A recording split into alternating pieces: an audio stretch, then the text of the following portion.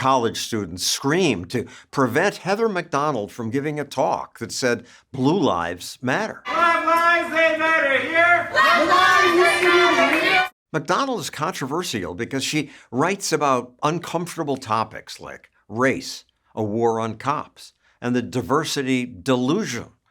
I've released short videos with McDonald, but she has much more to say about things like discrimination, crime, feminism, and America's welfare state. So here's our full interview. You've written these horrible, say some, controversial things for years, been vilified, ignored. Now Donald Trump is president, and he's saying, yeah, these things are true, and I'm going to fix them. Whether you are a doctor, an accountant, a lawyer, or an air traffic controller, you should be hired and promoted based on skill and competence, not race or gender. I think he's going to liberate us. It is an extraordinary thing to have the man with the greatest bully pulpit in the world, really, saying, you can't scare me by calling me a racist. It is really hard to calculate what the effects of that are going to be long term, but it is going to make a difference. Because for far too long, the left, people who hate Western civilization, who hate American civilization, who hate the idea of excellence and merit, have been able to silence dissenters from their orthodoxy by calling them a racist. And you can say to Trump all you want, you're a racist for downsizing the federal bureaucracy. You're a racist for saying that science awards should be granted based on, get this, scientific knowledge and not race or gender. And he doesn't give a damn. He just keeps on doing it. So it's really, from that respect, it's an extraordinary moment to be living through. Well, let's break some of that down. Hatred of Western civilization.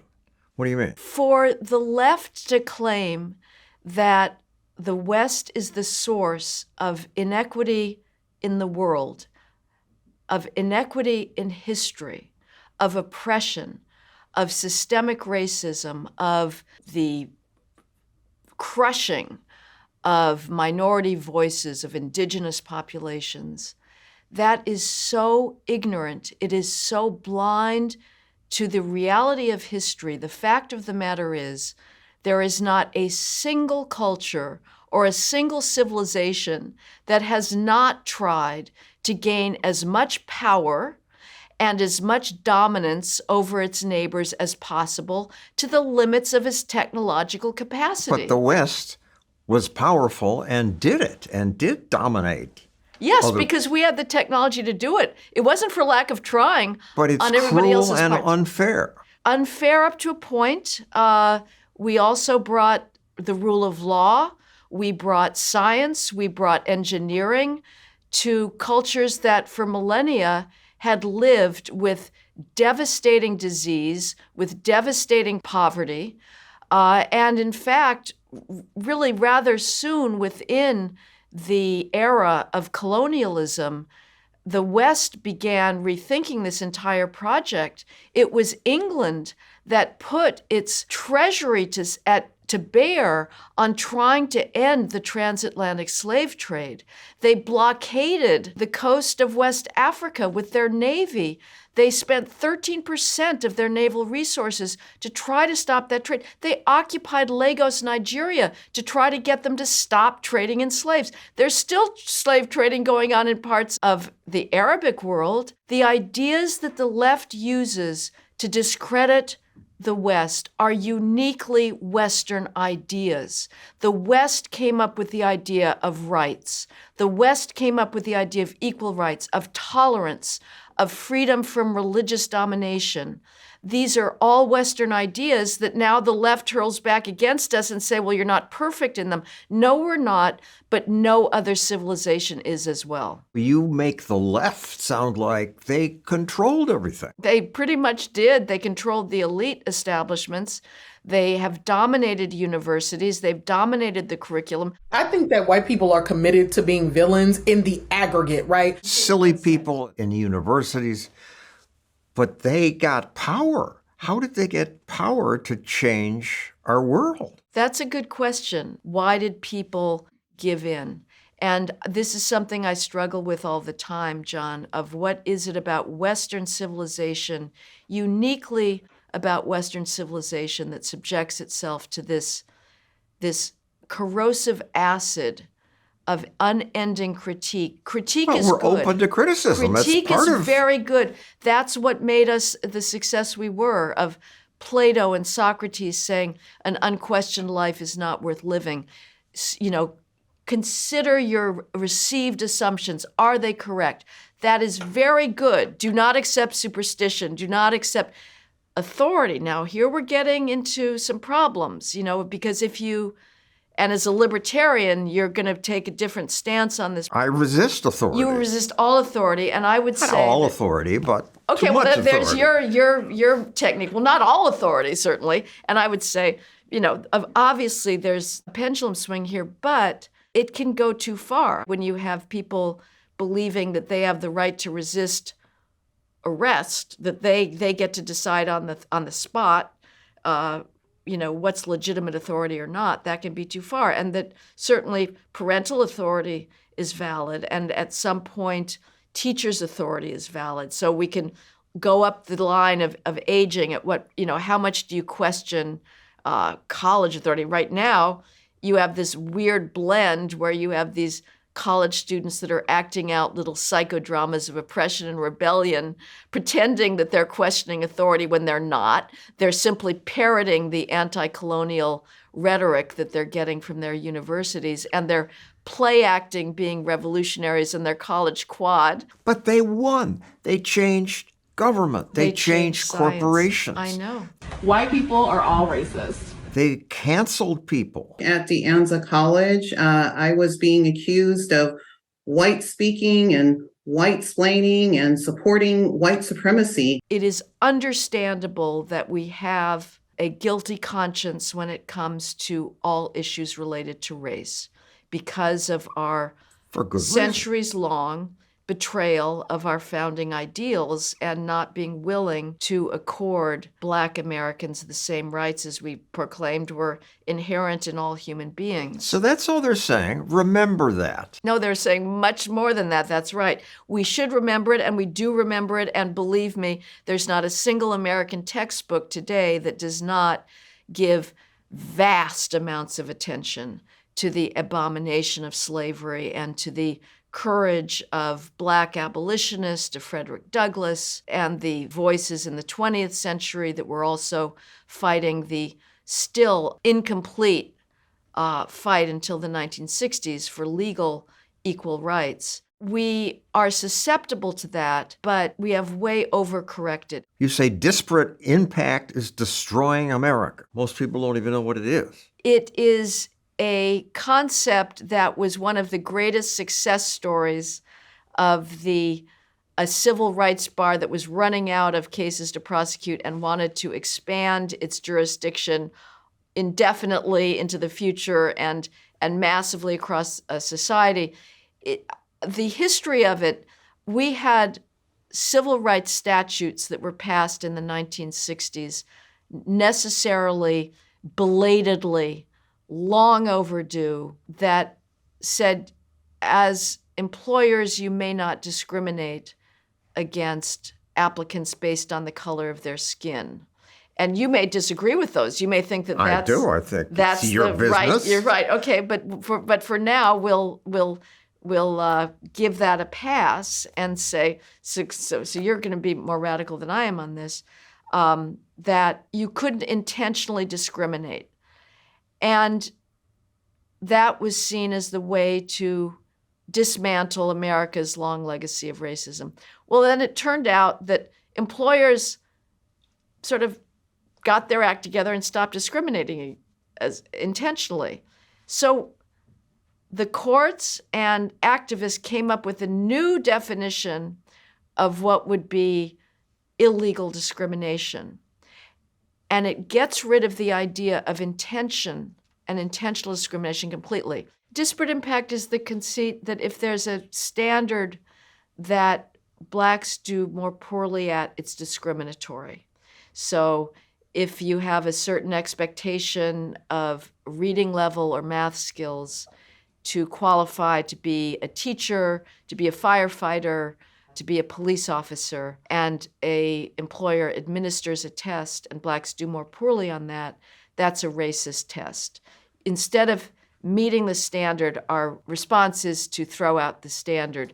And the employer is not racist. You don't have to show that the employer wants to discriminate against blacks. The employer just wants a qualified workforce. But if he has used some kind of standard that means that there are less blacks qualifying, that then becomes something that violates civil rights. I'll give you an example right out of the Biden administration. Maryland State Police hoping to settle a U.S. Justice Department investigation into its alleged racial discrimination by paying almost $3 million. The Maryland State Police wanted to make sure that the state troopers could read at a very basic level, because as a police officer, you're going to need to write police reports, you're going to need to understand the patrol guide, you're going to need some level of dealing with written language and being able to read and write, very minimal level. So the Maryland State Police had a written exam. And this is the type of question, 4 very simple paragraphs written at like maybe a 3rd grade level that discussed theft from libraries in the United States. And then followed up a true or false question.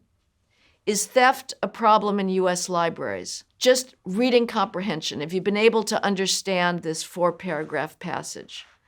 Well, this test, and the questions were all at that level of simplicity, had what's known as a disparate impact on black applicants to be Maryland State Troopers. Black applicants failed the test at higher rates than whites. The Maryland State Troopers didn't intend to exclude black state troopers. Racism had nothing to do with it. It was a colorblind, neutral test of skills. But because it had a disparate impact on black applicants and disqualified more black applicants, the Biden Justice Department brought a suit against the Maryland State Police for having a discriminatory test. Hiring tests that unfairly and unlawfully excluded them from employment. This is ridiculous. Taxpayers should not be on the hook for this. It was not a racist department. Disparate impact means that an institution can be completely colorblind. It can want to have as many different races as possible. But if it has a standard that it's colorblind, meritocratic, but that blacks do poorly on, you got to throw out the standard. And it's not just sort of public service jobs like policing. Our taxpayers in New York recently paid out $2 billion in damages because the exam for licensing teachers in New York State, which I can tell you went through decades of being dumbed down to proleptically avoid disparate impact. Blacks still didn't do as well on it. And so a court decided, even though you've spent decades throwing out every question on this exam that has too wide a racial divergence, you still didn't have the same proportion of black applicants passing as white applicants. We're going to throw out the exam, and you, New York taxpayers, are liable for $2 billion. Disparate impact is our greatest weapon against merit. It is their greatest weapon against excellence, and it is an abuse of the spirit of our civil rights laws, which was to say, we're going to allow everybody to reach their highest potential. We ban discrimination, but we do not ban excellence. We do not ban high expectations. We want all people to reach the same level of competence. We're not going to have 2 standards of achievement, one for a particular race, another for another race, one for a particular sex, another for a different sex. We are going to have a single level of excellence in this society, and that is how we're going to move forward. There is a deliberate effort to hire more people from more diverse backgrounds to work as paramedics and EMTs. You're also maybe putting people's lives at risk because, again, these are very simple skills that are being tested, but in an emergency situation, you want people that have the cognitive skills to make some back envelope calculations or simply be able to read. We saw this in New Haven as well, a firefighter exam, where you're asking people, they need to be able to read instructions on hazardous chemicals so that you don't mix the wrong chemicals. This is not a racist demand. It is a colorblind, bare minimum demand for these types of jobs where public safety is at risk. But public safety is also at risk in medicine. There is a test for licensing doctors in medical schools called the medical licensing exam. And it's admitted in a series of stages. Step 1 of the medical licensing exam used to be graded. And so you would be able to see how students are doing on the curve. And those grades were used for a number of things, but for one thing, by hospitals to choose residents for the most competitive, highly demanding residencies, whether it's neurology or very complicated surgery. And because Black medical students were at the absolute bottom of the medical grading exam on step 1, the licensing board for physicians decided to throw out the scores and make the exam pass-fail so that hospitals and future employers have no way of evaluating whether this student is struggling to absorb basic medical facts or is succeeding marvelously and is likely has a good chance of becoming the next physician scientist that might give us a breakthrough in understanding Alzheimer's disease. This pressure on medical licensing is going to continue into step 2 of the medical licensing exam. You already have medical schools that have simply waived the medical college admissions tests for Black students because they do so poorly on them, and are bringing Blacks into medical schools with qualifications that would be automatically disqualifying if presented by whites or Asians. It's really a cruel thing for anybody to be catapulted into an environment for which he's not competitively qualified. They don't do well. And this is the same thing if for gender preferences. If MIT admitted me with math SATs of 650 on an 800-point scale because they felt they needed more gender diversity in their engineering class because there weren't enough females there, as if I care about the sex of somebody that is building a bridge that I want to get across safely. All I care is that the best possible engineer for that job. But MIT has different ideas and thinks the gonads of engineers matter to their competence. So it admits me with 650 on an 800-point scale on math, and my peers who've been admitted based on merit, not gonads, all have 800s. I am going to struggle in my math classes in freshman year because I've been admitted to a peer group that is more academically qualified than I am. Now, I can still go to engineering school.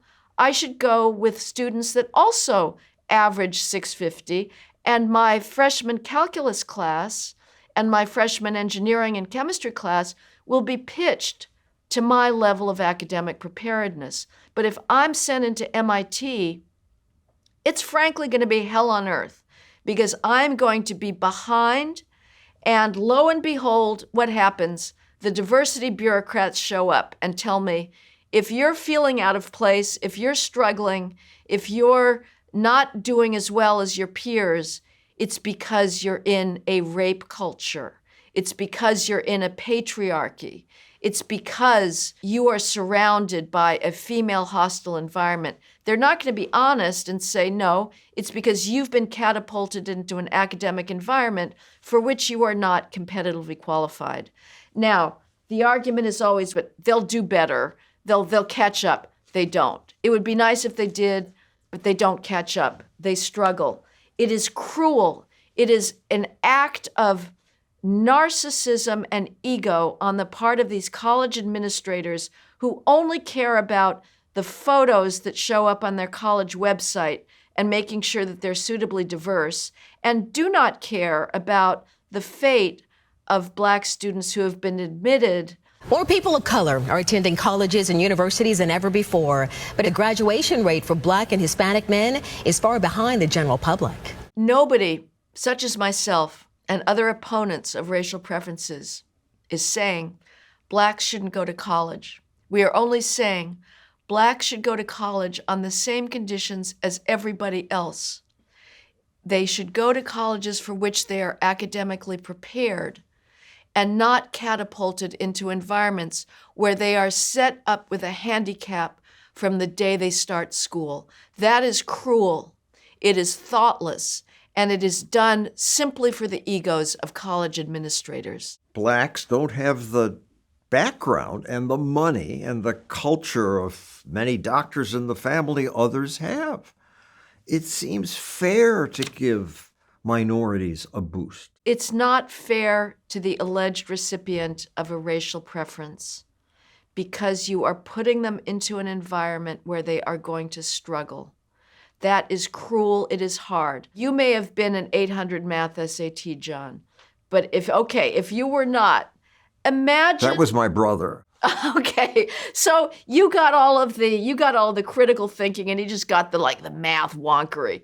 But would you want to be sent to MIT or Caltech without comparable skills to your peers? I don't see the Black recipients of affirmative action complaining. Well, that's a good point, because there is a networking capacity there. So one can ask whether that should dominate everything else. But the fact of the matter is, we have less Black doctors, we have less Black scientists because of racial preferences. There was a very good study that came from a Duke economist that found that Black male freshmen at Duke enter intending to major in a STEM field at a higher rate than white male freshmen at Duke intending to major in a science field. But by senior year, the science fields were practically exclusively dominated by whites and Asians because the Black males had been admitted with a standard deviation below in SAT scores, and they couldn't keep up. So they ended up transferring out of their intended STEM major into Black studies or anthropology or post-colonial studies. So yes, they're graduating maybe, but they are not graduating with the skills that they might have picked up had they been, instead of going to Duke with a standard deviation below of academic skills to your peers. What's wrong with going to a North Carolina university school? The elitism of this discourse is amazing. It's basically, if you don't go to Harvard, your life is over. Like all these Blacks, they'll never have a chance in life if they don't go to Harvard. Or I remember the chancellor of University of California, Berkeley, when the California voters, one of the few smart things they've done, passed a constitutional amendment saying there shall be no racial preferences in government, including in college admissions.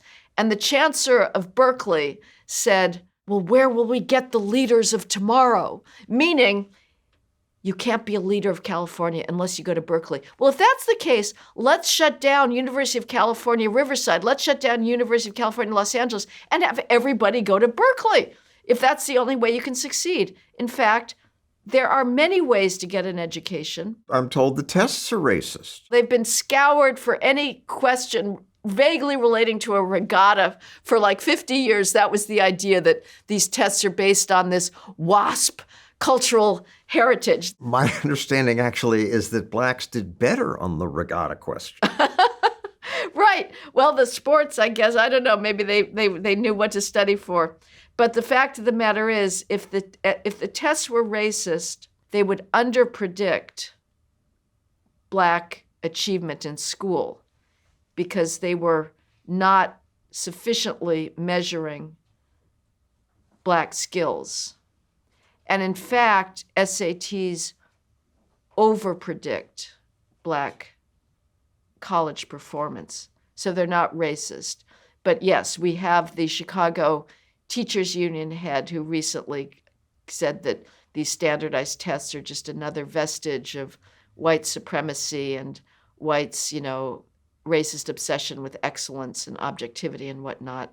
The fact of the matter is SATs were created in order to overcome class bias that was favoring for the elite Ivy schools the graduates of prestigious prep schools in New England, the Andovers and Exeters and Choates and whatnot. We knew there was a lot of kids in the Midwest that didn't have access to those schools, but they had the academic skills to succeed, and that started breaking down what was actual class bias. So these tests have been examined and examined and examined. There is nothing better out there to predict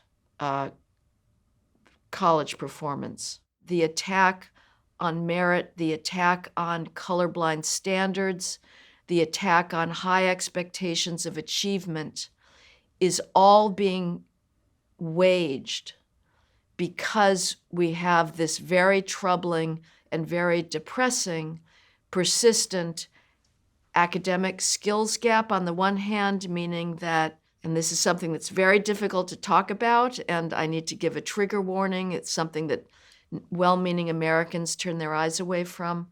But the average skill level of Black students is very, very low. According to the most widely used, objective, respected measures of student competence, the NAEP, the National Assessment of Educational Progress, which is given to hundreds of thousands of high school students and elementary school students every couple of years, 66% of Black 12th graders do not possess even the most basic 12th grade math skills. Blacks are way unprepared for college.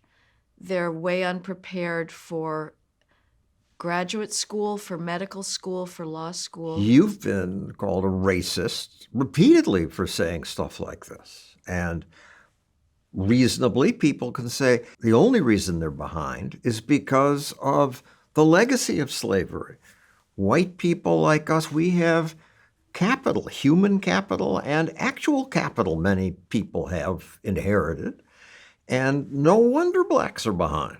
Well, there's two different issues there. Is it racist to notice the skills gap or the crime gap and to offer that gap as an alternative explanation for what is now the only allowable explanation for the fact that, for instance, Google does not have 13% Black engineers, or a cancer research lab does not have 13% Black oncologists working 13% there. being the percentage, The percentage of Blacks. The assumption is, our dominant assumption today is, if you have any institution that is not proportionally represented with Blacks, which is 13% of the population, the only allowable explanation is racism. There must be discrimination going on, that oncology lab or the Google engineering lab or AI lab is discriminating against competitively qualified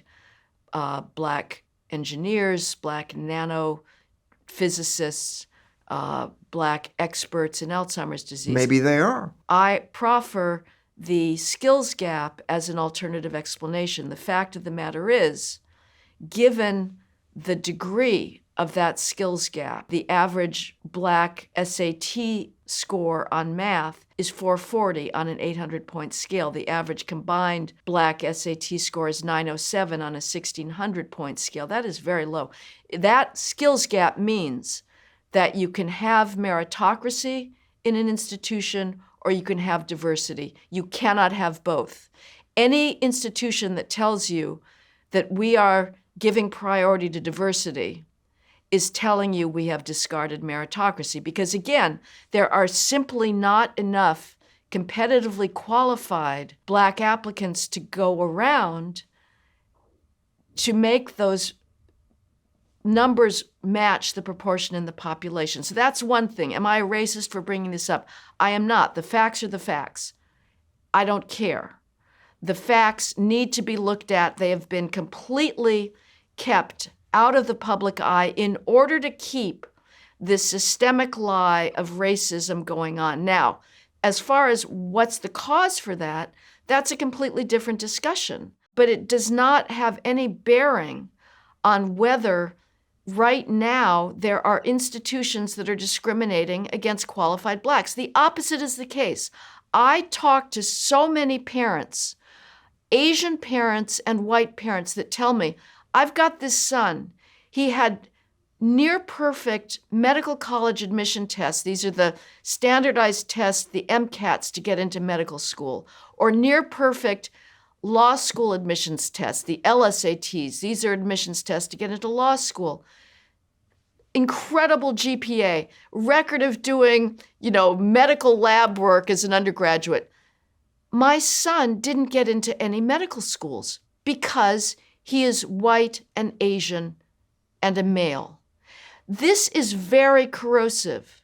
Boo-hoo. Those kids have money, they've had tutors, they have all the advantages. They have the skills. I do not care, frankly, if they've had tutors. I want the best possible doctor. We don't have an oversupply of doctors. If you tried to get an opening appointment in a specialist recently, well, that'll be 9 months away. We clearly need more doctors. We are turning away the best applicants because they are the wrong race. We are not discriminating against black applicants. The University of California in San Francisco, it used to have about a third of its admitted medical school class was white. After the George Floyd race riots in 2020, the proportion of white students at UC San Francisco dropped to 15%, equal to the 15% of black students. Blacks are about 6% of the population in California. Their MCAT scores would be automatically, that are admitted to the University of California, San Francisco, would be almost automatically disqualifying if presented by a white applicant. And yet, there they are, equal. Now, of course, if they're qualified, open arms, but I can tell you, the reality of our world today is not white privilege, it's black privilege. That's just the simplest way to say it. I will believe that the reality is white privilege when I hear about a black college senior saying, how can I put my race down as white? Because that'll give me an admissions advantage to Harvard. In fact, Harvard, until recently, had about 16% blacks in its freshman class. If it admitted based on academic merit, there would be less than 1%. And the class would be mostly Asian. And Asians are being screwed. Harvard University's admissions process discriminates against Asian American applicants. They are being kept out. And this is a problem because we want to give people the incentive to succeed. And so far, what's been going on with Asians is we keep raising the bar. A GPA was 4.42 weighted. SAT score was 1590. Zhang was rejected by 16 of the 18 colleges he applied to. I really thought, I had a good chance. And it turns out, however good of a chance I had, I didn't get in. We say, okay, not enough to play 2 instruments, not enough to have perfect SATs, not enough to have perfect GPA. You also need to have discovered some new cellular process to get into Harvard. And then we say, not good enough, that we're going to raise the bar. And they keep meeting it. But at some point, they must just say, to hell with this. You want to be able to tell people that if you work hard, if you develop your skills to contribute to civilization, to be able to push back the boundaries of ignorance, which continue to hem around human progress, you will be rewarded, and you will not be jeopardized based on your skin color. That was the fact with blacks for most of our history. And now we've just turned around and we're doing the same thing with regards to whites and Asians. And you could say, well, turnaround is fair play, but it is not in anybody's interest. For more of my content, go to johnstossel.com. I post a new short video every Tuesday. That's at johnstossel.com. I'm surprised you preceded this by saying trigger warning. Is that serious? No, well, it's tongue-in-cheek, but people don't like to hear it. It traumatizes. Trigger warnings were part of the leftist cult at colleges. Anytime somebody might be bothered by something, they said, I feel threatened, and therefore I don't want to hear it. I want to run away if I'm warned. Well, let's be more precise. Yes. Trigger warnings were specifically demanded by females who now drive the academic culture. And they have been the biggest enemies of free speech on college campuses for decades now. They are the ones that claim to be so fragile that if they read Ovid's Metamorphoses, one of the great works of literature that is an absolute extraordinary vision of constant transformation, of a world that is in constant flux, where one form changes into another, where there's no stable knowledge, no stable reality. And Ovid was writing about the Greek myths, and in just exquisite language, exquisite imagination. But in some of those myths, Jove and other males did abduct females. Okay, that was a literary conceit. But these females, who are the absolute king of the hill, that have had every privilege that has ever been available to females in history, they claim to be so delicate and vulnerable that they can't read Ovid because it will make them relive non-existent rape memories or something. And they're the ones that gave us the absolutely, we've learned now, lethal connections between non-orthodox speech is hate speech. And if you are a hater, and if you use hate speech must be suppressed because it is allegedly so dangerous and hurtful to marginalized groups. And females hilariously get to claim that they're marginalized, even though they're about like 2/3 of the student body at undergraduate levels, and the vast majority of these ridiculous administrators that do absolutely nothing. So dissenting speech, if you disagree with the theories about ubiquitous white supremacy or post-colonial hegemony in Israel or endemic sexism, you're a hater, your hate speech has to be canceled, and you're driven off campus. Here's another example of it. If I believe that my sex as a female is written into every cell of my body through the genetic code, and that there are two biological sexes as determined by the overwhelming majority of sex organs in males and females, and that the sex is not some whim that the obstetrician decides at birth, or just flip a coin, I'm going to assign you male or female. It's not that you've got a male organ there. It's just whim, and you can change it when you get older. But that idea has been pushed back. But that, too, was seen as a form of hate speech, and it wasn't pushed back by Tyler Robinson. Charlie Kirk, before he came to Utah Valley University, there was a student petition that went around saying he may not come to campus because he is a purveyor of hate and hate speech. And he will put us students at risk. We will be in danger because Charlie Kirk is going to step on campus and debate us because he's a hater.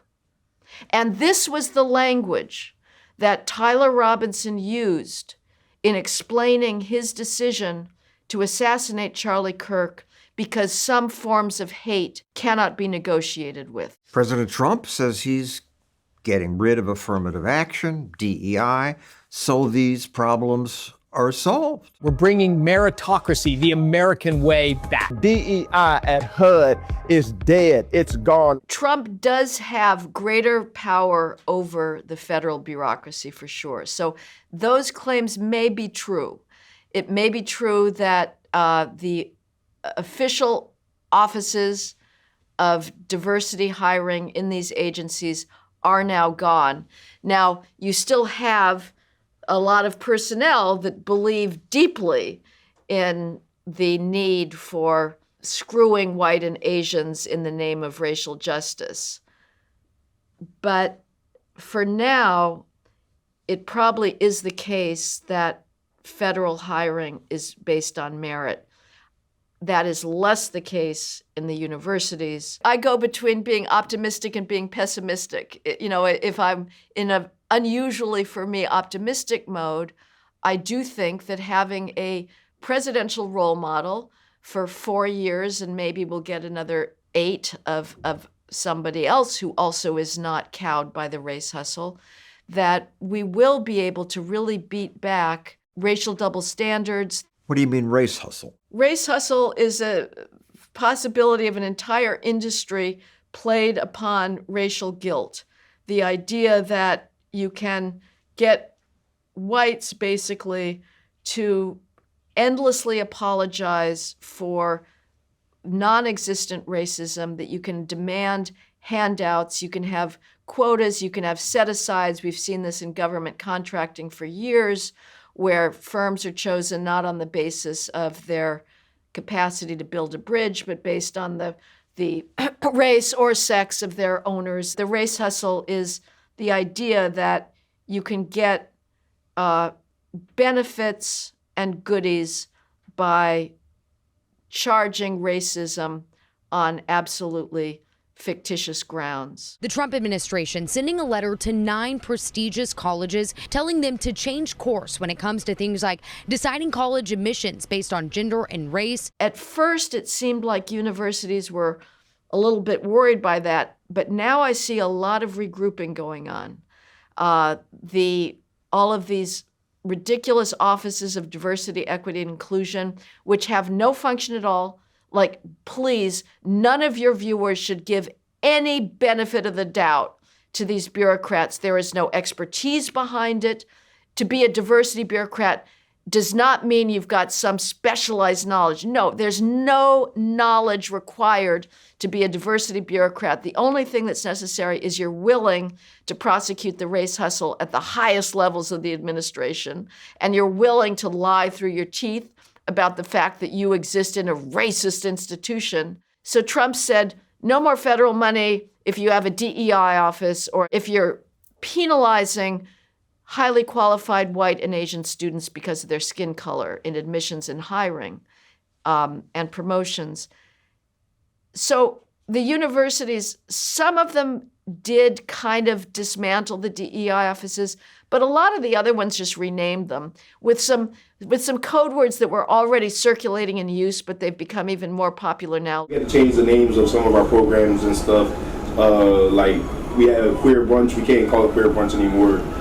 You gotta call it cozy brunch. Diversity and equity becomes belonging in community, but it's still about the same conceit that without a special cadre of bureaucrats, that these colleges are going to be filled with such hate and discrimination, and we need protection. We're going to stop the destructive and divisive diversity, equity, and inclusion mandates. You called Trump a role model.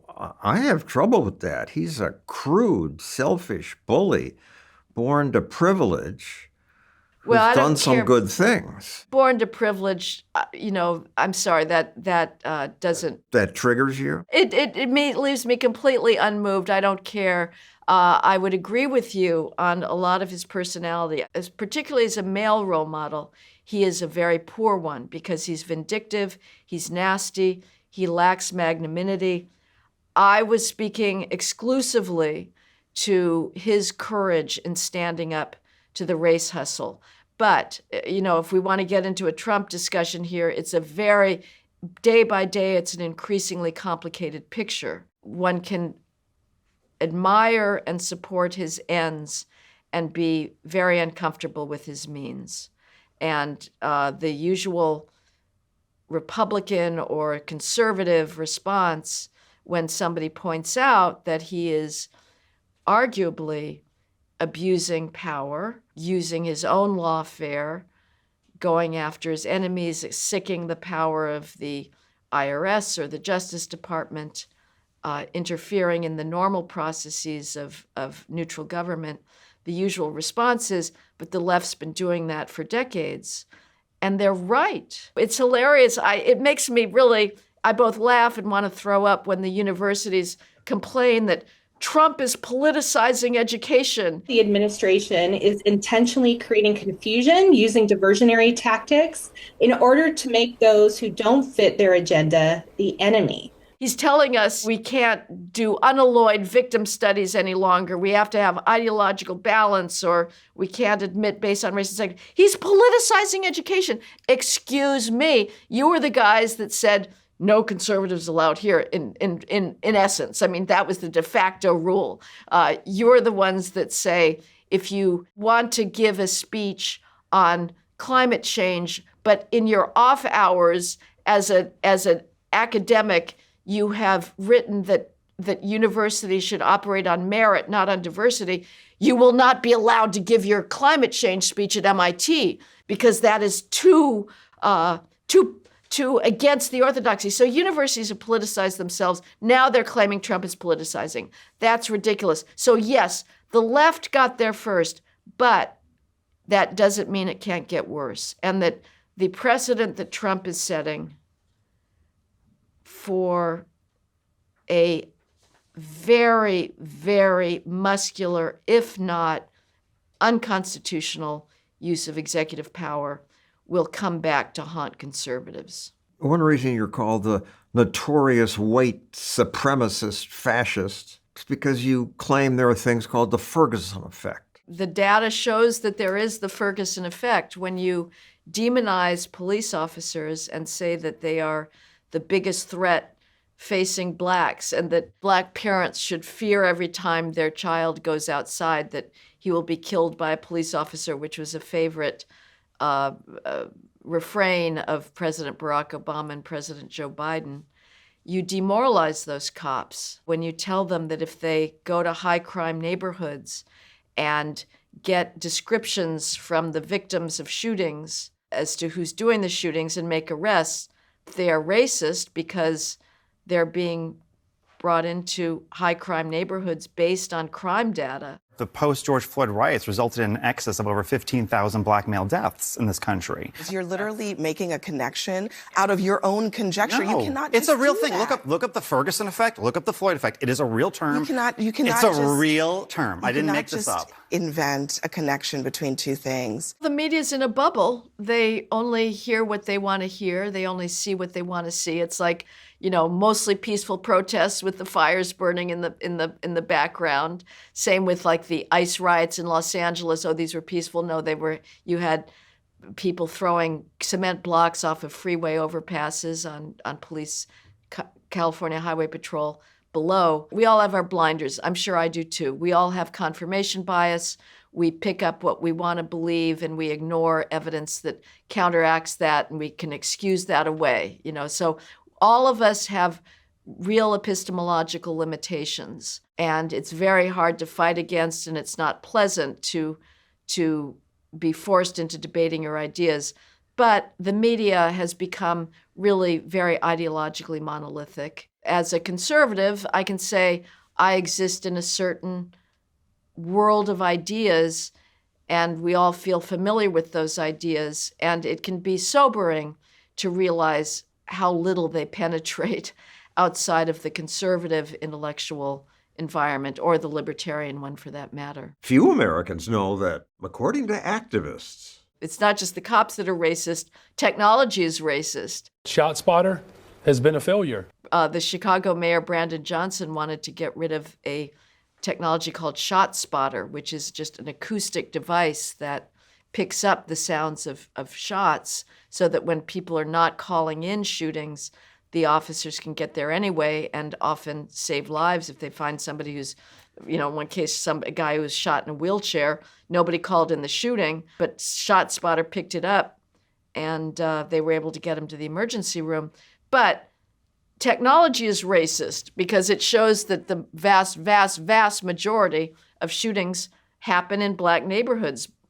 Black youth in Chicago, Philadelphia, New York, and Boston after the George Floyd race riots were shot at 100 times the rate of white youth.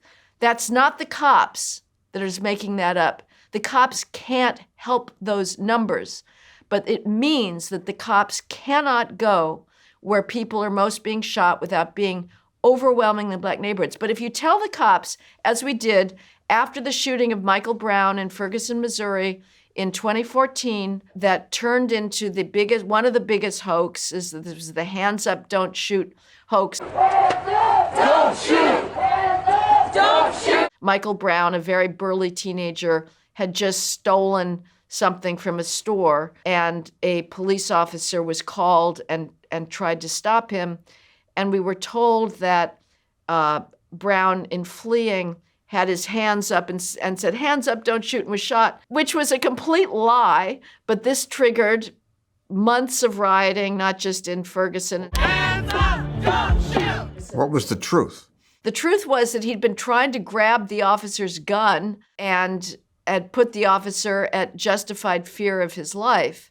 The Obama Justice Department, to its incredible dismay, looked into the narrative and found it was untrue.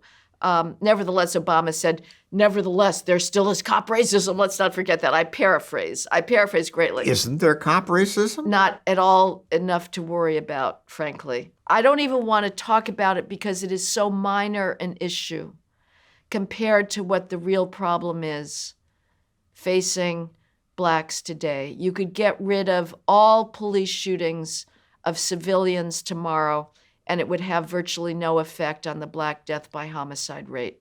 Blacks between the ages of 10 and 25 die of gun homicide at 25 times the rate of whites in that age category. And they're not being killed by the cops. They're being killed by other blacks. And nobody wants to talk about it. We're supposed to believe that we're all racist.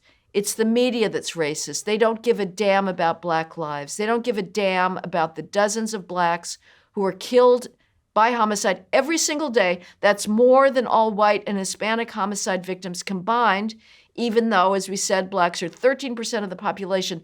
Virtually none of those black homicide victims gets covered. We are not saying their names because they're killed by other blacks, and we don't want to talk about that. So the Ferguson effect says when you demonize the cops back off. And guess what happens? When the cops stop making stops, when they stop looking at hot spots where shootings have happened, and they back off, criminals get emboldened, and more black lives are taken. That's what happened after the Ferguson riots, after the George Floyd race riots in 2020. We had an even greater meltdown. We had every single American elite institution declaring it was racist to the core. And the cops were, of course, as usual, one of the main targets of this. 2020 saw the largest one-year increase in homicide in this nation's history, 29%, and thousands more black lives were taken. That's what happens when you demonize the cops.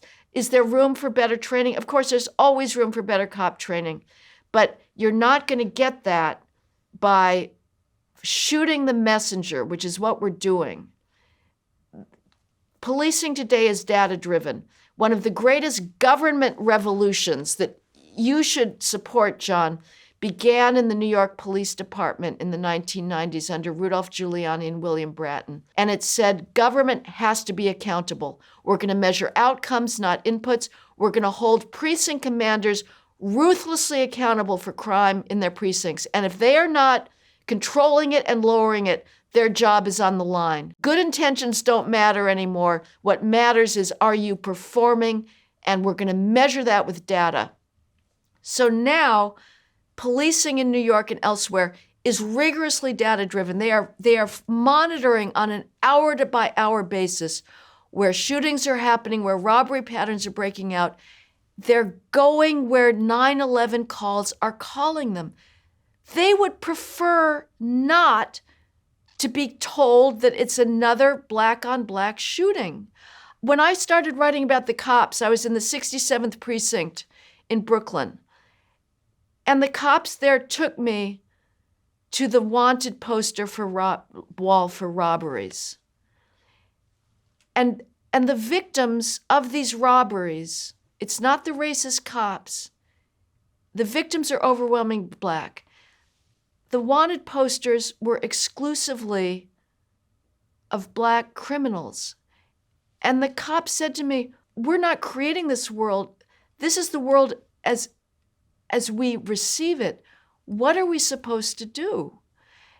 That's the problem. But we would rather talk about this fake epidemic of cop racism than be honest about the pathologies in inner city culture, in gang culture, that is leading to a rate of crime that is inconceivable. The black children that I've documented over the years who've been playing on trampolines, at barbecues, sleeping in their beds, at birthday parties, 1-year-olds, 3-year-olds, 5-year-olds, 9-year-olds, who are shot by stray bullets in drive-by shootings, who are killed, who are rendered brain damage for the rest of their lives. If white kids were killed at that rate, there would be a revolution. It's a very bizarre thing. We talk about racism all the time as an abstraction, and we claim that we care so much about black lives. But these black children that are getting gunned down, nobody talks about them. Above all, the media, above all, the Black Lives Matter activists. I have never, ever witnessed a Black Lives Matter rally to protest 3-year-old Honesty Cheadle. She was killed July 5th at a 4th of July barbecue in Washington, D.C. Drive-by shooting. Have we said her name? We're supposed to say the name of George Floyd. We're supposed to say the name of Michael Brown. Nobody said the name of Honesty Cheadle. Trump called in the National Guard. He said, this crime has got to end. I'm announcing a historic action to rescue our nation's capital from crime, bloodshed, bedlam, and squalor, and worse. This is Liberation Day in D.C., and we're going to take our capital back. I would say Trump was much more realistic and justified in saying that death is too many. This is a national emergency. And if it was white people, if it was white toddlers being gunned down in their beds or in their parents' cars, there would be a national emergency declared. Well, this is why you're called racist, anti-black, capitalist, imperialist, fascist. Well, they can call it all they want. I don't care. I take You those really as- don't care? All the heat you've taken? I've had black people come up to me and say thank you. I've gone to black police community meetings in Harlem on the south side of Chicago. And what I hear those good people say is, we want more cops. Why aren't you getting the kids off the corners? Why don't you arrest for loitering any longer? Why don't you arrest for disorderly conduct? I'm scared to go down to my lobby because there's kids down there smoking weed, hanging out, selling drugs. The only time I feel safe is when the police are there. I've seen elderly black ladies stand up in these meetings and say, thank God for the police, they are my friends. So those are the people that I care about, not the ones that are living in a fantasy bubble of victimhood and hatred for the thing that they should be down on their knees in gratitude for. For more of my content, go to johnstossel.com. I post a new short video every Tuesday. That's at johnstossel.com. What you call scientific policing, going where the crime is, does mean that black kids are stopped and frisked more often. My kids never got frisked. That's not fair. That's cruel. Well, I remember when Giuliani was first starting his crusade to try and bring safety back to New York. There was a community activist in Brooklyn called Richard Green, and he said, between getting stopped and between getting shot, I'd rather be stopped. Now, if the cops are making stops without legal grounds, you know, there's a legal standard for this. It's called reasonable suspicion. The cop has to have reasonable grounds for believing that there may be criminal activity afoot. If the cop is simply pulling people over for no reason whatsoever, that's a problem. The fact of the matter is, given, again, I'm going to speak the truth here, and this is not pleasant for people to hear, but given the pervasiveness of crime within the Black community, 1 in 3 Black adults has a felony conviction. It is the case that as a law-abiding Black man... Maybe they have a felony conviction because of racism, because they're more likely to be stopped, more likely to be prosecuted. The police are going where the crime is happening. If there was that degree of crime going on in white neighborhoods, those parents would be calling the cops all the time. It's not as if cops have like all this extra time on their hands that, oh, let's just go hassle some Blacks. We've got nothing else to do. They are running from call to call. They are barely getting through that night's crime, and they're having to triage all the time. Prison remains a Lifetime Achievement Award for persistence in criminal offending. Most offenders are given community supervision, if they're prosecuted at all. Because what we have now, what we've had for the last decade at least, is massive decriminalization and deprosecution. Our prosecutors have decided that they're not going to prosecute crime because doing so has a disparate impact on Black criminals, not because the laws are racist, not because the prosecutors or the judges or the juries are racist or the police officers are racist. It's because there is an objective difference in crime commission.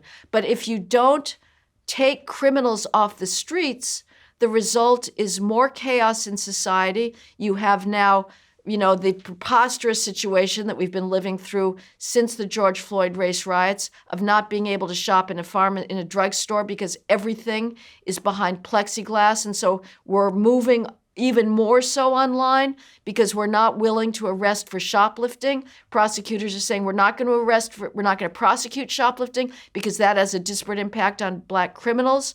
And so we've had these progressive prosecutors, whether it's Alvin Bragg in Manhattan or George Gascon in Los Angeles, who was voted out of office, or Pamela Price in Oakland, Alameda County, California, voted out of office, or Kim Fox in Chicago.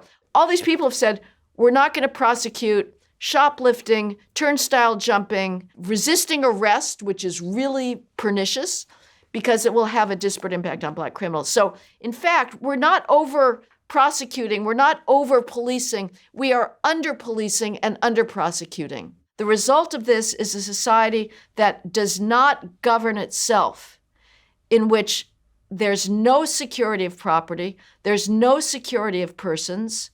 We are refusing to put criminals in jail in New York City. Resisting arrest would normally land you on Rikers Island, but not anymore. Just days on the job, Manhattan District Attorney Alvin Bragg is changing what crimes he will prosecute. We need to reserve our justice system for real public safety challenges. We live through this.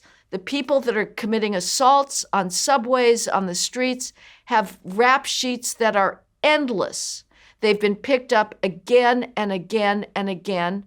And the reason they're not going to prison is because doing so as a system will have a disparate impact on Black criminals. We've decided it's better not to incarcerate and to prosecute than to do so in a colorblind fashion if that has a disparate impact on Black criminals. The victims for that primarily are going to be Black themselves. The people that live in the inner city that have to live with these criminals who are not off the streets, but it affects all of us. The story that got publicity was the pretty white Ukrainian woman. A grisly stabbing in Charlotte, North Carolina, getting the White House attention. The victim is a Ukrainian refugee. The suspect is an ex-con. DeCarlos Brown Jr. had 14 arrests. He was allowed on the streets again and again because the system had been changed. This happened a stabbing in the neck. The video is absolutely terrifying. This woman is scared out of her life. She doesn't know what's happened to her. She turns around and looks around. It's absolutely heartbreaking to see her vulnerability. as she just sinks down as in a pool of blood. But Charlotte, where this stabbing in August happened, had a long history, at least since George Floyd race riots, if not before, of fighting for racial equity in the criminal justice system.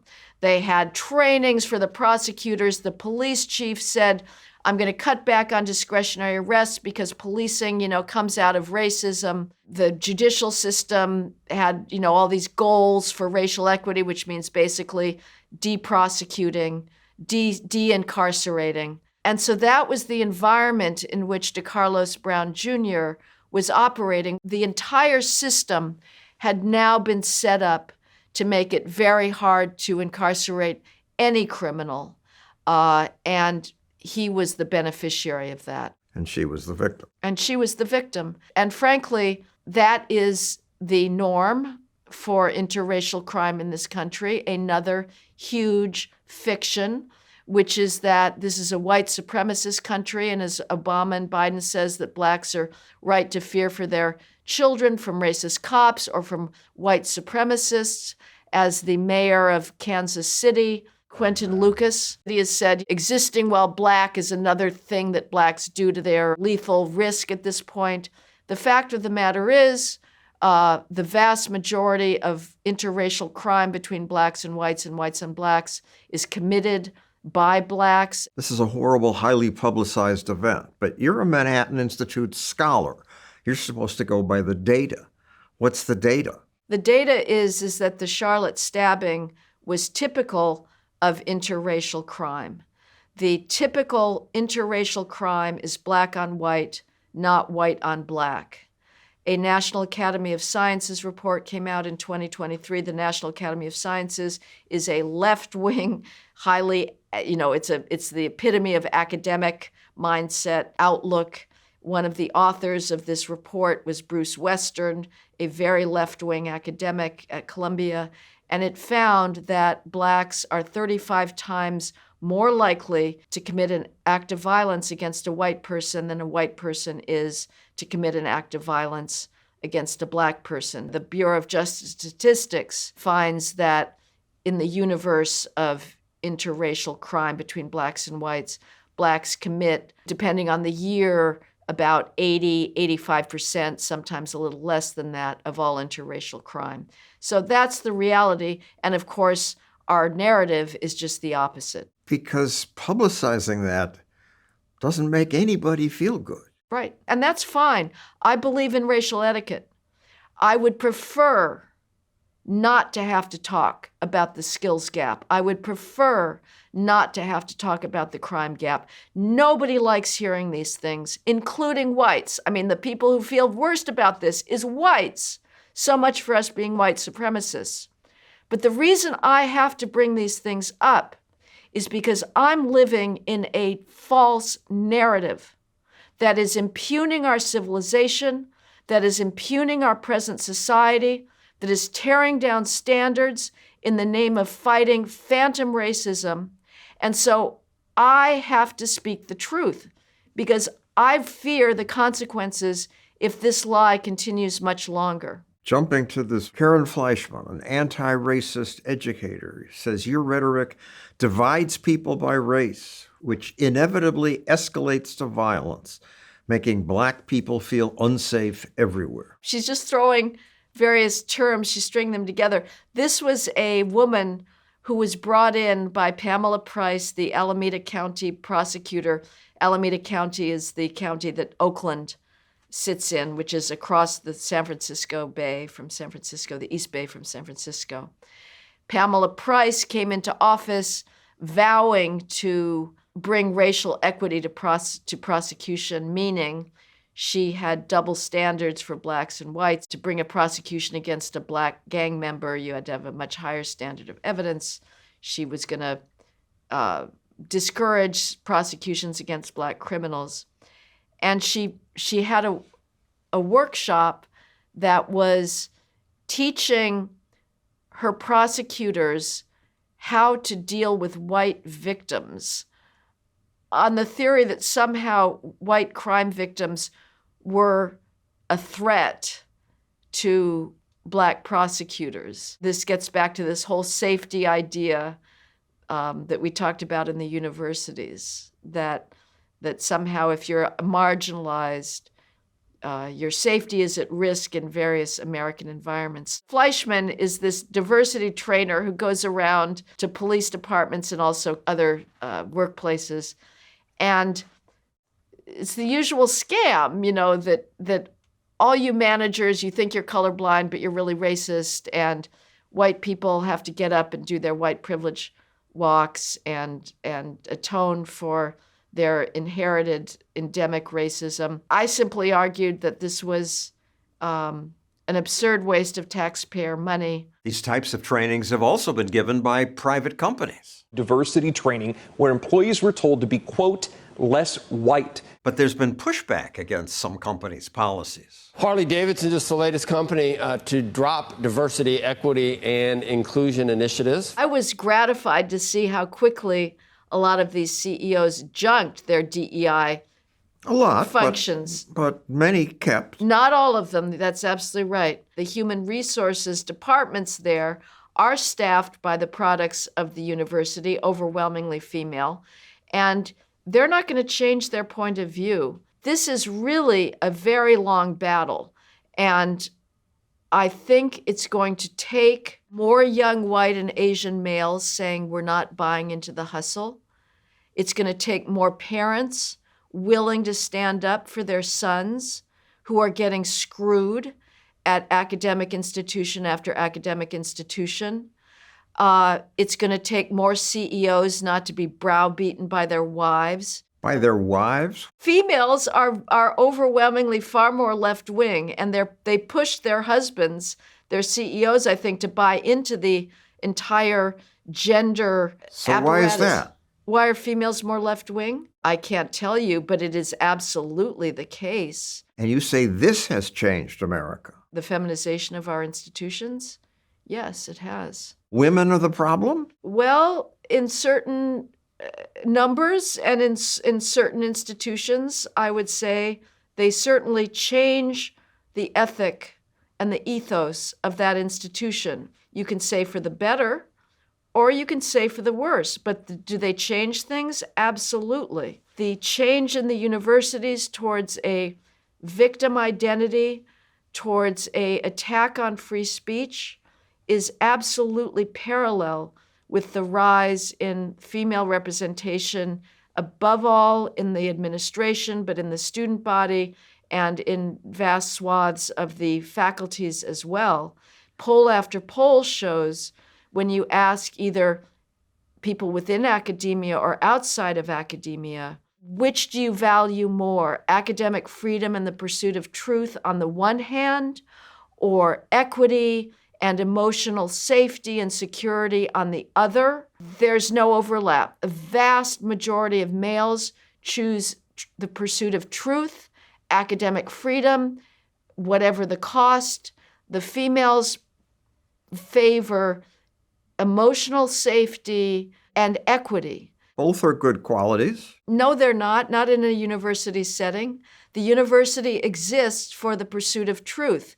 And to be perfectly honest, the claims of unsafety, of danger, of jeopardy are completely hysterical neuroses in the first place. There's no safer environment as far as like just crime or rape than a university, but they're also exquisitely sensitive to people's feelings and are there as should be a community of scholars united by their passion to push back the boundaries of ignorance. The idea that they are unsafe or that one becomes unsafe, because here we get back to the hate speech conceit. The hate speech concept is related to this idea of emotional unsafety. For females to claim that they are emotionally unsafe on a college campus is complete fiction. It is just parading around in a little fake drama. I've never been discriminated against in my life. Now, does that mean, of course, I'm generalizing from a one case to many, but I would say that I am pretty representative And I know that I have been put on panels or chosen for conferences for this and that because they need a female. Am I going to take deep offense at that? No, I'm not going to take offense at anything. But it's pretty ludicrous. And we had the head of the National Institutes of Health, Francis Collins, under Joe Biden, really an obnoxious man. He was all in favor of the lockdowns, of the insane COVID measures. He had called on his colleagues in the biomedical research world to boycott manels. And if you or your listeners don't know what a manel is a panel of experts, scientific experts or academic experts that is predominantly male. Manels are verboten in Francis Collins's view. So he called on his colleagues to boycott any scientific conference that had a predominant number of males there. Because that's the tradition. We men have dominated life, dominated so many institutions, making things, bring in female talent. Only based on merit. I do not care to have a mediocre Alzheimer's researcher up there who is not going to be at the cutting edge based on her sex. I do not care. And men achieve more in the sciences? They have. Maybe they won't in the future, but right now we'll never know because we have double standards. Until Trump came along, your taxpayer dollars were being administered in the sciences not based on scientific merit, but based on race and sex. That is not relevant to scientific achievement. It has nothing to do with it. It is a waste of your taxpayer dollars. Taxpayers should demand that only the very best scientists, and I don't care if an Alzheimer's lab is all black or all Chinese or all female, if those are the best scientists. I don't care. And I also don't care if they're all white males, if those are the best scientists. So far, the history of science came out of Europe. It came out of this passion for discovery that began in the 17th century with the Royal Society in London, had its counterparts in France. It was a miracle.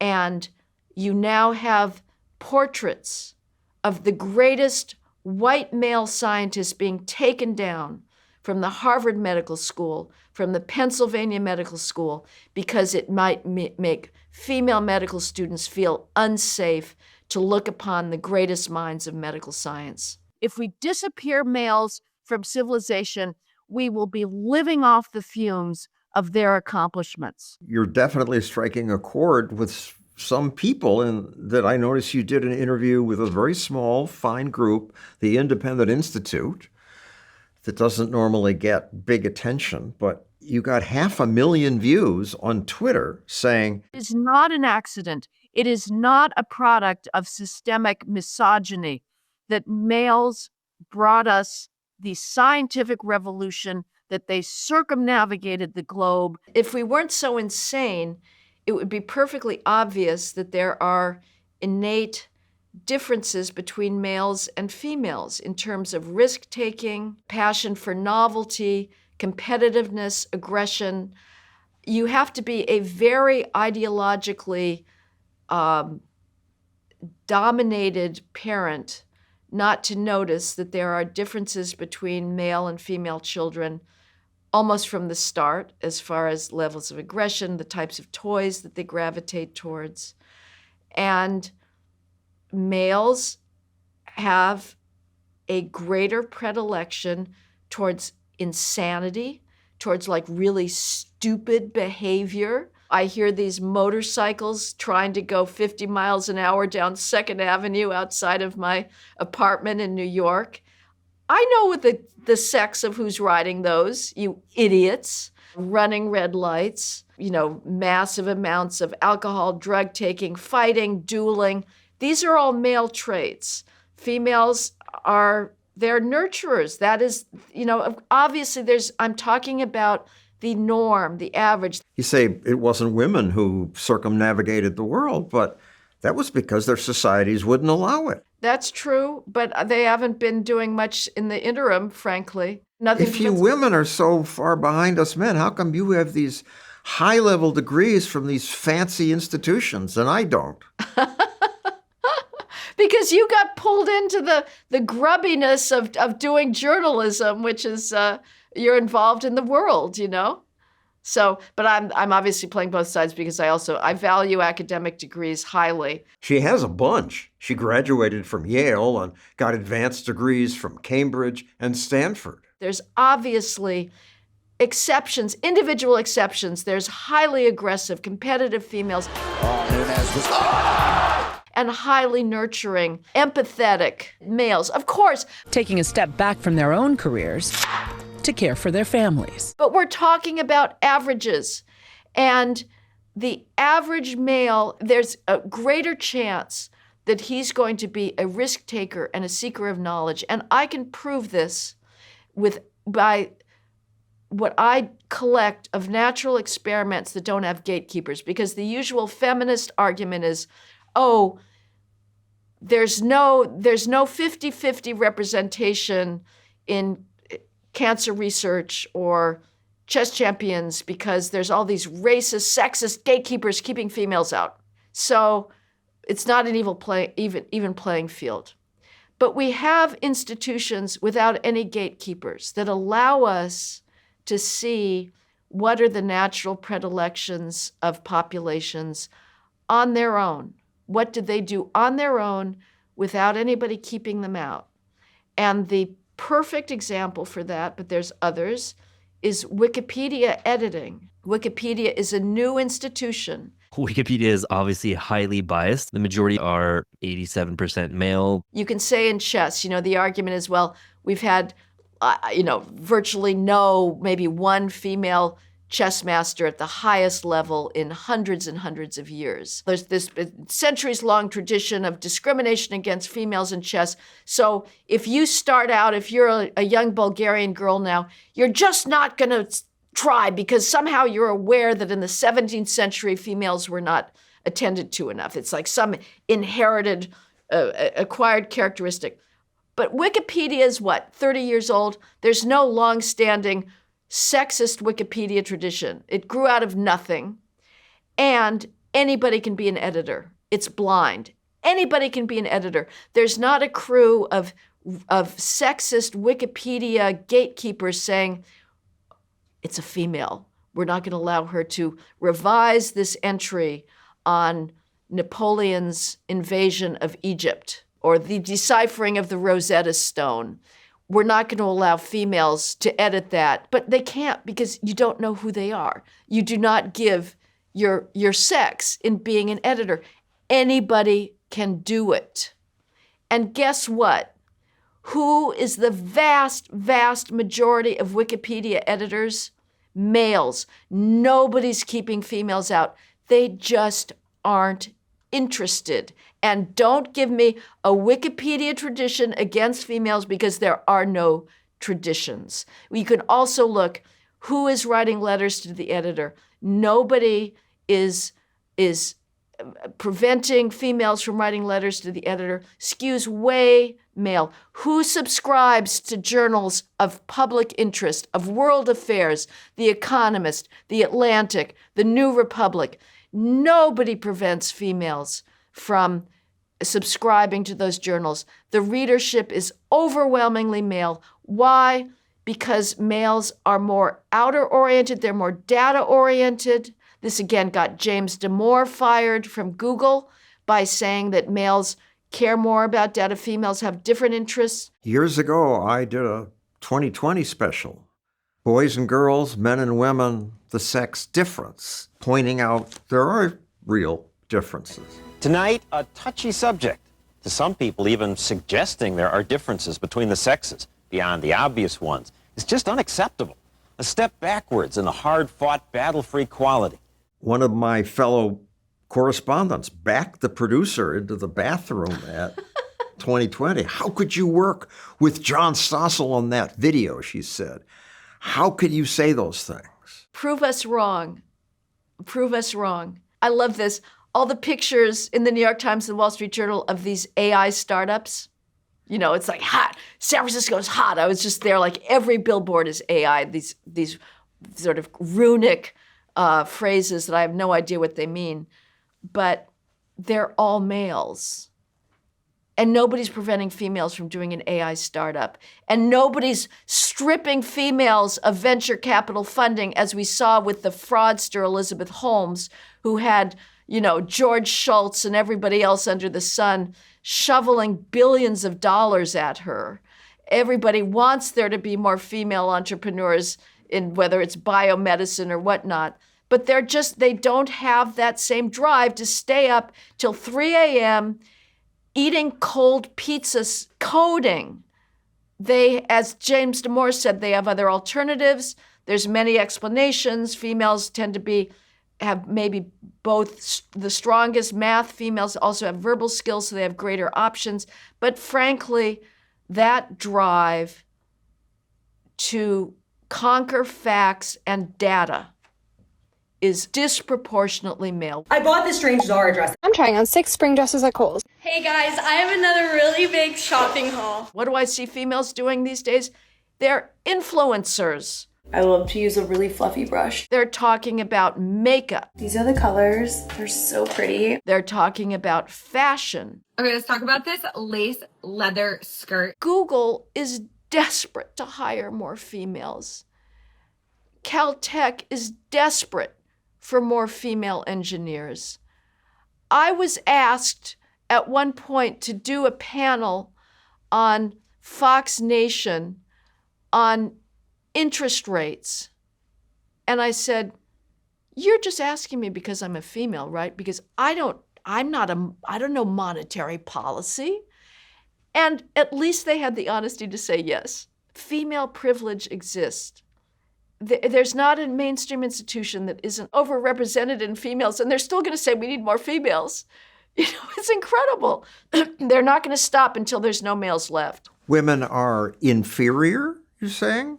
Less useful for society? They are very useful for raising children. As individuals, they are very useful in terms of their consciousness. Every individual is useful. Again, I mentioned George Eliot before, one of the great novelists, Edith Wharton, one of the great novelists, Insights. We've got some great female composers, Fanny Mendelssohn, Cécile Licard.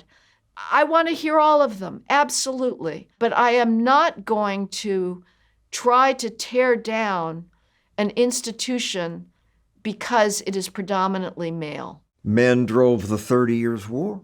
Men drove the 100 Years' War. Women aren't responsible for the endless Palestinian-Israeli conflict. Maybe it would be better if women managed governments. Well, we're seeing that in Europe. They're managing governments, and we've got these insane green energy policies that are the very epitome of irrationality now. Europe is in the doldrums economically, in large part because of the war on its energy sources. So males have war, but balanced against that, you have 1,500 years of extraordinary success in vanquishing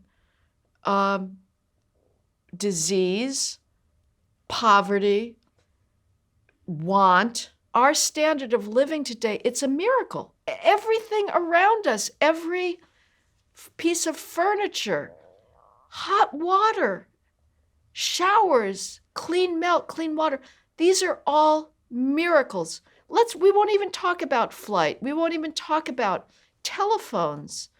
It's extraordinary. Our existence bears no resemblance to even being in the aristocracy in the 19th century. But as we've made progress now and things are much better, at the same time, it happened as women got more power. Women got power in the 20th century.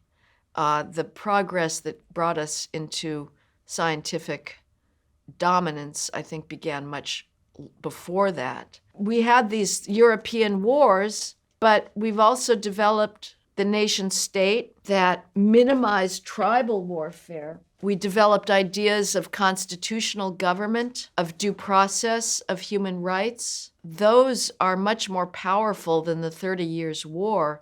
Yes, there's still incredible barbarism in the Middle East, and there's endless savagery in Africa between tribes that have not yet really absorbed the concept of a constitutionally controlled national government. Violence driven by men. By men, that's right.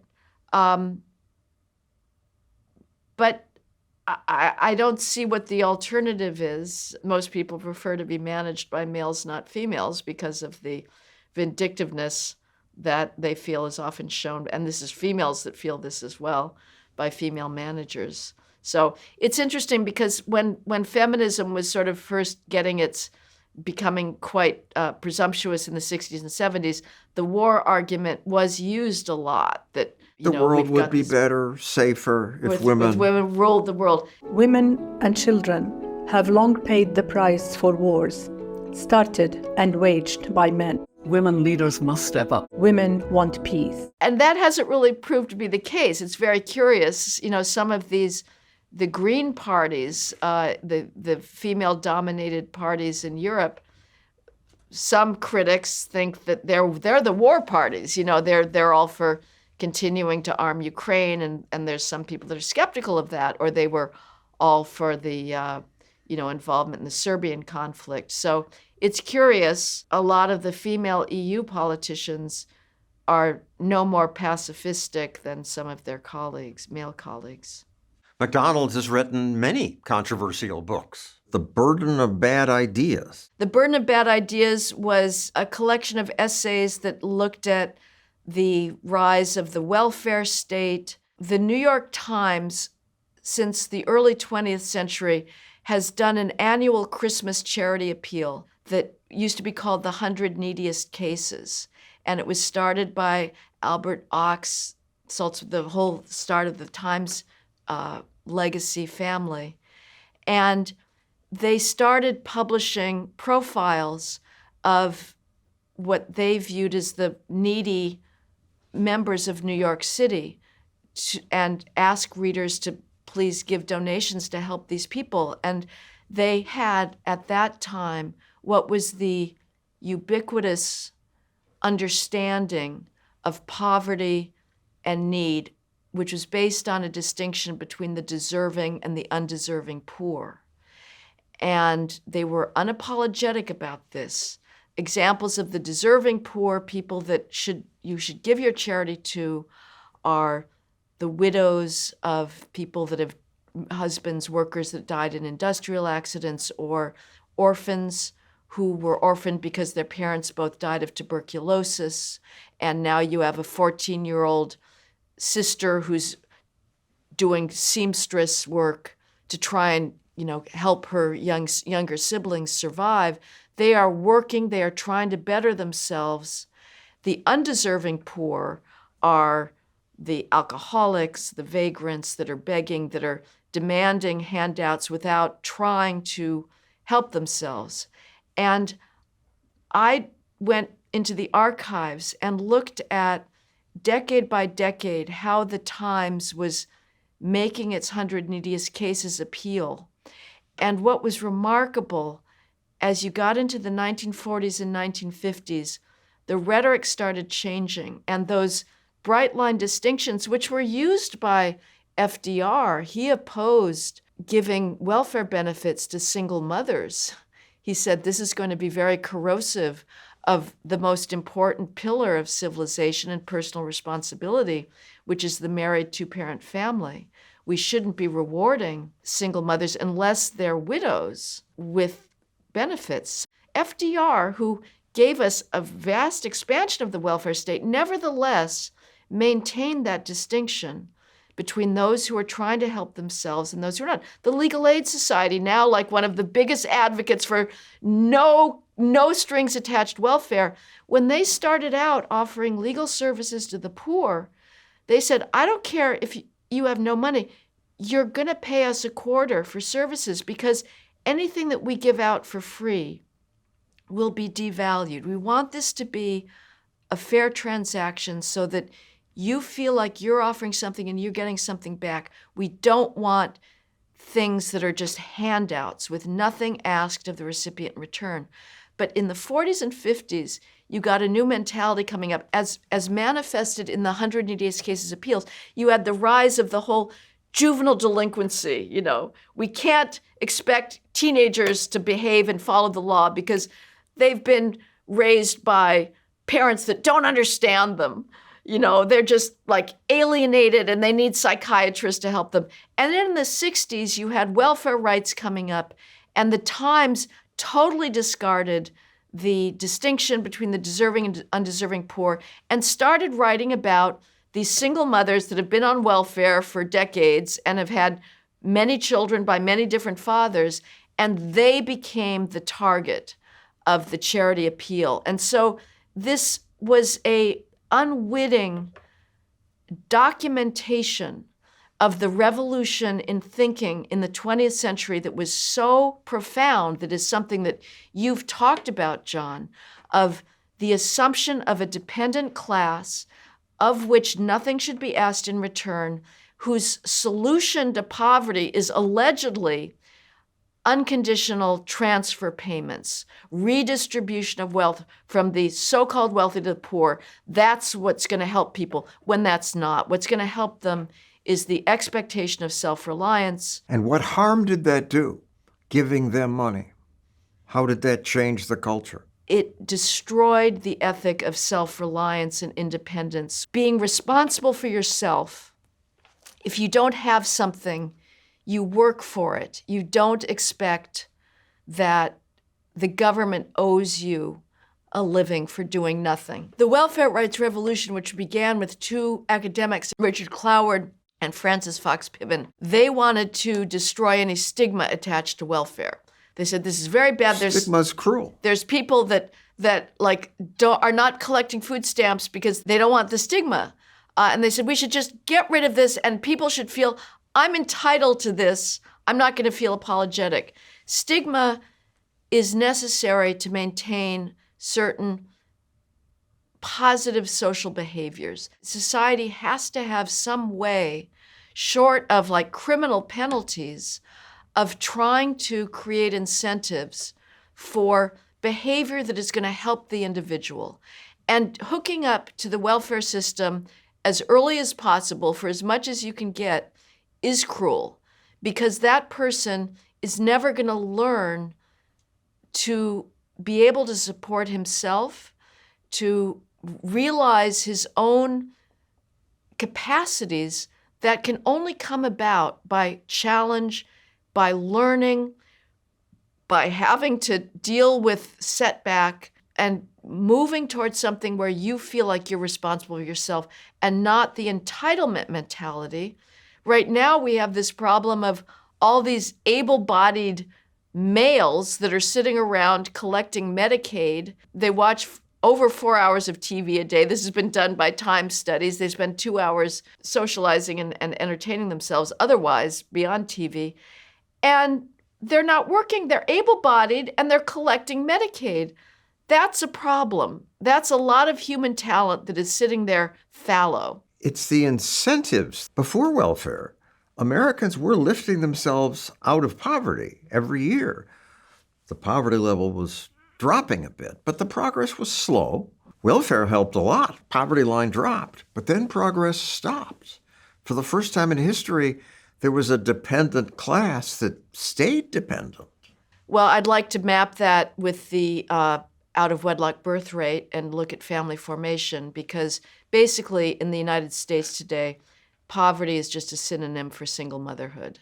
There are very, very few married couples that count as poor. It is very hard to raise children with two parents. If you only want to think of it in terms of finances, which I think is like the least relevant thing for raising children, what's much more important is the emotional support, the fact that males and females on average bring different psychological skills and approaches to children.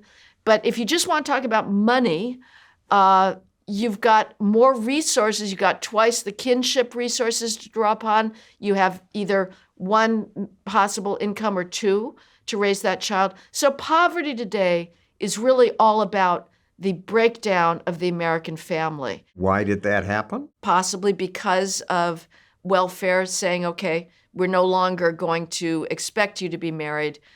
You can be single and we're going to give you the benefits. But it's also, I think, there's a lot of things that were going on. There was also feminism, which devalued males, basically said that, males are an afterthought. They can maybe come into the family, but they don't have to. Strong women can do it all. The concept of American poverty is sort of a fiction. You go up to 125th Street in Lexington, you walk out into a sea of fast food detritus that people have just dropped there. If you're buying fast food, you're not poor. You could eat much more cheaply by cooking for yourself. So it's very, very relative, our concept of poverty today. The real poverty is a poverty of values that has been embedded by the growth of the welfare state, and it's also been embedded by the fact that we are no longer willing to speak up for the values that I think human society does need to stay on a path that will allow more individuals to really realize themselves. And also, I just think, to get back to the Western civilization point, knowledge is an end in itself. And to appreciate what Western civilization has done with the beauty of the scientific method, with this insatiable curiosity that members of the West have had, that Europeans had, to figure out planetary motion, navigate the globe, figure out geology, figure out physiology. It's an extraordinary thing. And we're all beneficiaries of that, ignorant beneficiaries of that. I couldn't possibly replicate any part of the knowledge that has given me everything that I take for granted. And we shouldn't be ingrates. We should be grateful and know our history and know how much we should be so thankful for what we've got. Thank you, Heather McDonald. Thank you, John. Thanks for listening. New episodes drop the first Monday of every month. You can subscribe wherever you get podcasts.